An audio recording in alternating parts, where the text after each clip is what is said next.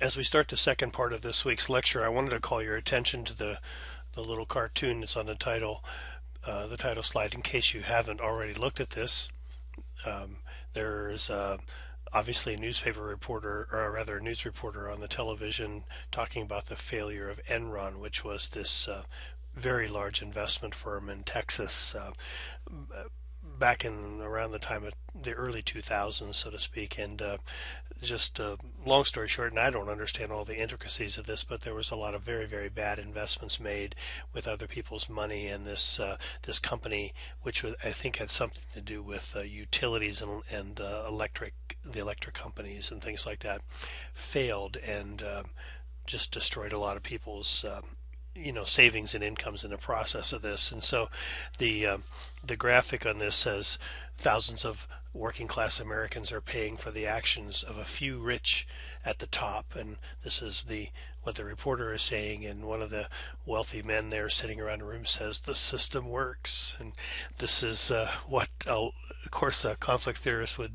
find this to be not very funny and say that's precisely the point, but functionalists would say yes, it does work. So there you go. When we talk about stratification, we have to look at this on a global level as well. And now, again, recalling last week's lecture, when we looked at the top 20% of Americans having 50% of the income, now we're looking at wealth, and this is actually the distribution of wealth on a global level and not in the United States. I believe we'll look at that figure next week in our lecture. But here, this gives you a little bit of clue of what you're going to find in the United States as well, that the wealthiest 10% of adults worldwide own 85% of the wealth on the earth. Now, wealth, again, is income, but also investments and real estate and stocks and bonds and all those other kinds of things that just sit there and make money for the person that owns it. Even more striking, perhaps, is the wealthiest 1% of adults worldwide own 40% of the Earth's wealth. The wealthiest 1% owns 40% of the wealth in the world. When we talk about, you hear about the Occupy movement talking about the 1%. This is what we're talking about. And so, thinking of it in another way, the richest 1,000 people in the world have more wealth than the poorest 2.5 billion people in the world. So, safe to say that there are inequalities in regards to income and wealth around the world. Mosca argued, and was a conflict theorist. He argued that every society will be controlled by power, and he wrote a book called The Ruling Class, and says that this is because, first of all, every society has to be organized, and the organization of the society requires a leadership of some sort in order to coordinate the actions of the other individuals and getting the wheels of the society functioning and working properly. Next, leadership does requires some sort of inequality of power, just by definition in of itself, that some people have leadership positions, have more power, others follow, and have less control over things. And finally, that human nature is by its very nature self-centered, and so people in power will wind up using their positions to seize greater rewards for themselves. Essentially he takes the conflict theory and says of course it's true that the people at the top use everything they can to maintain control, because that's what human beings do. It's by our nature that we want ourselves to be in a favorable position, so we'll use the resources to benefit ourselves. It would take an extraordinarily altruistic individual not to use their power to provide some benefit to themselves at one point or another. And so, in any event, he again sees stratification as necessary because of the fact that a society needs leadership, and leadership means somebody's got to be at the top, and somebody being at the top means they're going to use their power to benefit themselves to one degree or another as well. So how do the ruling class, the power elite, says, as we've been talking about in previous lectures, how do these individuals maintain stratification so that they stay at the top? First of all, control of information. The media is manipulated through what information is given and what information is not given to the general public. This is something that's very, very important to understand. And when I was a kid, I was just kind of reflecting on this the other day. I've taken a few days off from work and been watching some news on CNN, and I don't usually watch one of those cable news channels, but just had it on and saw what they talk about, the 24-hour news cycle. And when I was a kid, it wasn't so long ago. Yes, we actually had television, but my dad and I would sit down and perhaps I told you this before, we'd sit down in front of the TV at 6:30 every night, or 6 o'clock or 7 o'clock, whenever it was, and we would watch Huntley and Brinkley, on NBC, give a half an hour or perhaps an hour. For a while it was an hour newscast on the important news of the day. Then we'd go switch to, entertainment, comedies and drama, and then at 11 o'clock, a shortened version of the news, a local news, will come on with some of the national news stories as well at 11. And so that was how you got your news, once or twice a day, plus the newspaper. And if you turned on the radio, you could hear the news reports on the radio every half hour or so. But when you watch cable television today, the media, it doesn't take long to see that the media keeps going over the same thing over and over and over again, and that's because there's only so much information given, and yet they have to fill 24 hours, make it interesting, and so through all of this, the individuals in control really kind of determine what the media say. Now, how the media puts a slant on it depends. These days you can't really count on objective news reporting in most stations or channels. I think the liberals would tell you that that PBS is in public radio or objective news reports. Of course, they have I think a liberal bias, and Fox News certainly has a conservative bias, and MSNBC tends to be very liberal in its leanings, and how it reports things. But still, just the news that is given by those in control has a lot to do with how they maintain their power and things like this, what they let us know about.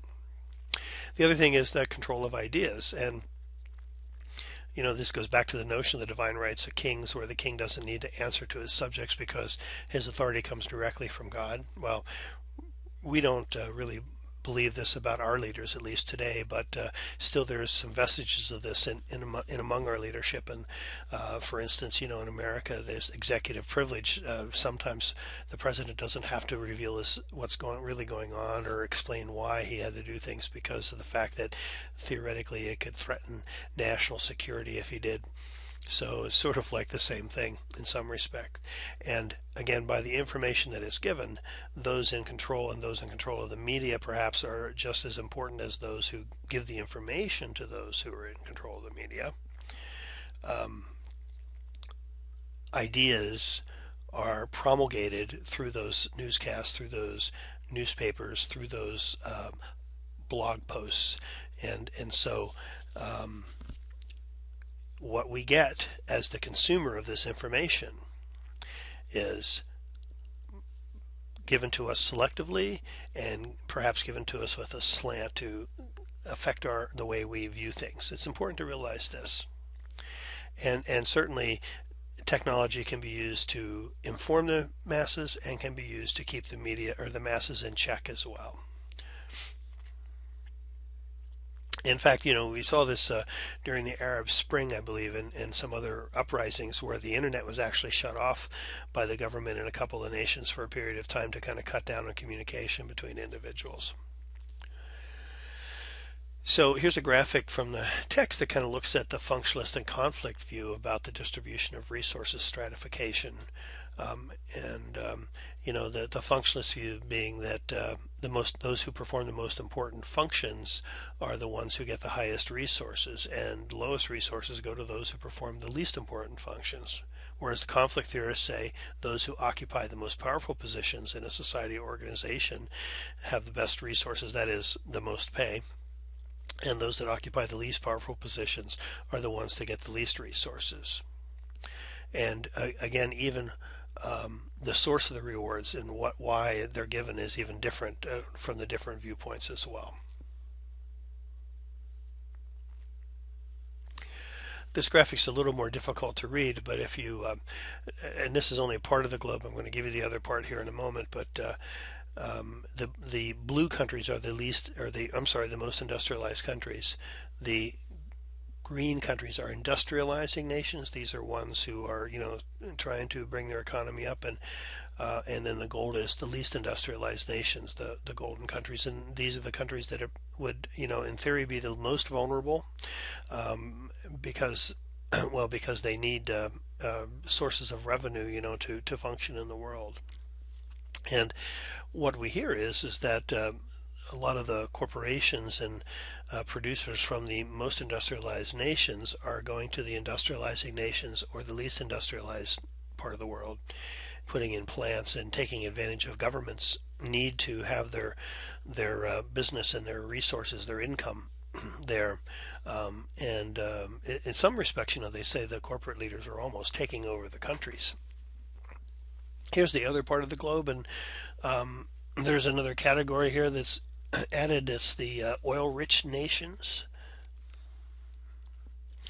They sort of have their own category, It used to be the first world, second world, and third world, and now there's the oil-rich nations, which sort of becomes almost the super wealthy, I believe. If you look at, for instance, Qatar in this slide, income per person is $121,000.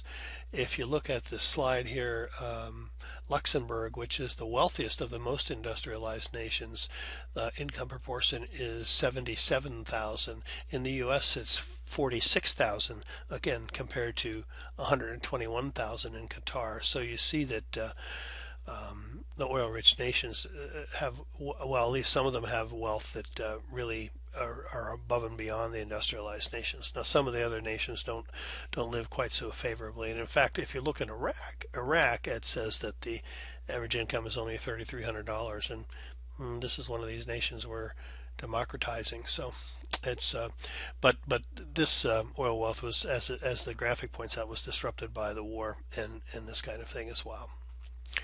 So again, you see Europe also is very industrialized, and Africa being certainly least industrialized. And pay attention to the news, and you hear a lot about oil companies in Africa capitalizing on the resources down there and how that's impacting the locals. It's not a pretty picture.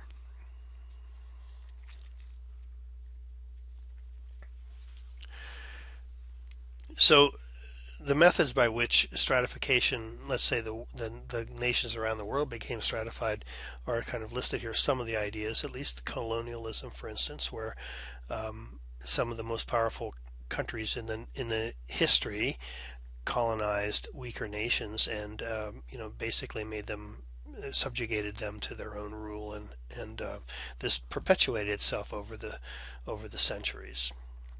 The world system theory holds that the industrialization actually has been the cause of stratification, and that four groups of nations have grown out of industrialization, which are the core nations. These would be the ones probably that are the ones that do most of the producing and consuming in the world. The semi-periphery, periphery, and external areas of the world. And so this has something to do with, I'm sure, what probably you could break this down again into first world, second world, third world countries, more or less. In the culture of poverty, the theory holds that a way of life perpetuates poverty from one generation to the next, so that backwards nations, least industrialized nations, traditional nations, are going to continue to be poor because this is a part of their culture, according to this particular theory. The culture of poverty theory, by the way, I would just point out to you, I'm sure a good conflict theorist is going to tell you the culture of poverty theory is an excuse. It's in fact, it's probably considered to be something very horrendous to even believe this, that somehow people just live in poverty because this is what they're used to, and they really don't want to do anything different. They don't want the resources that the rest of the world has. I would venture to say that unless they're totally cut off from the media, and in some nations they are certainly, There's no question about that. They may not have an opportunity to know better, but um, most people who are living in poverty would like to not live in poverty and have some idea of what's out there and aspire to the same things that all the rest of us do. And so I would encourage you not to accept this notion of the culture of poverty, both in terms of the United States and the poor in the United States, as well as the poor around the world. This is probably an excuse of those in control to say, well, they don't really want to do better, so we don't need to worry about them. Global stratification is maintained through neocolonialism. We don't have really any nations now that formally maintain colonial control over other nations. The last of the colonies in the world, more or less, officially speaking at least, went away in the 1950s and 1960s, I believe. But nonetheless, the most industrialized nations do a lot of selling of goods on credit to least industrialized nations, and so they become indebted. And because of that, then the more powerful economic nations in the world can control those least industrialized nations and influence them. And so, in a sense, although colonialism doesn't actually exist politically any longer, economically, it most certainly does.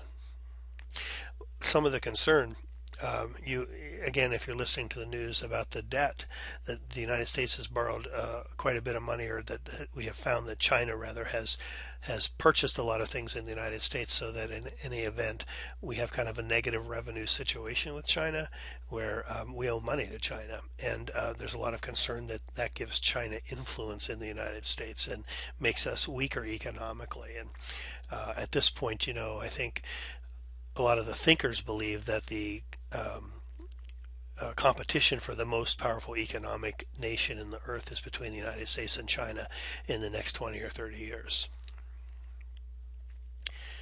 So when you think of it along these terms, the influence they have on other nations, this is why the importance of that, let's say, to our standing in the world, if that's important to us, becomes a little bit easier to grasp.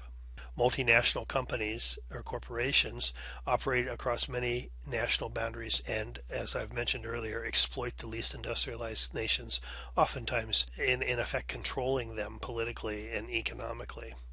And so it isn't only governments that are colonizing the world according to economics, but it is corporations as well.